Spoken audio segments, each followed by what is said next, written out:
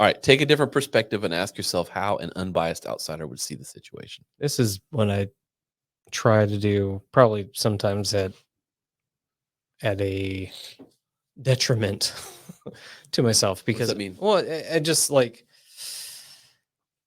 I this is my objective brain, to where like Yeah. I may not agree with what was said, but I may go, oh, or I may not agree with how something was said in the context it was said or whatever it is, but then I might look at it and go, yeah, okay, but I could see it.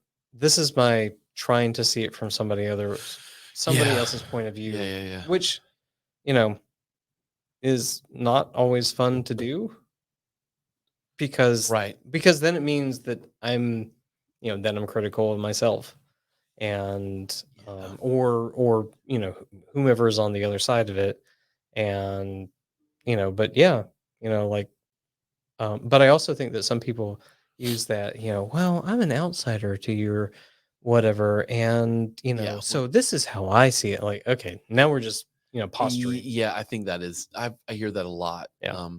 I do always think that's posturing, because it's like the simple fact that you know who I am and what we're doing here Right. doesn't make you an outsider. Right. Like an outsider would be someone that doesn't know anything about what we're talking Exactly. about. If we're being objective. Right. I've been trying, and this is something I got from pin down there. Hmm. This is something I got from Jocko, where he's and I've done a couple of posts about this. It's called detachment, and Mhm. he frames it in a not in a negative way. If you just think about the word detach, it kind of, I think at first it can seem negative. It's like, I detach myself from our friendship. Goodbye. You know what I mean? But what he's talking about is applying it to when you're getting criticism or getting feedback or looking at a project plan or whatever, to detach, try to detach your emotions from it, Yeah. or your authorship of it, or your ego from it, or whatever it is and look at it, from that 30,000 foot view, or from that detached view. And, you know, can you be objective about it, and what needs to get you in that position? Mhm. Um, I've been trying to do that with making decisions, like on projects, and like with the gym and things like that. I want to say I've been kind of successful doing that. I don't know how that applies to taking things personally from other people, other than try to detach. This is what we've been talking about the Yeah. whole time. Yeah.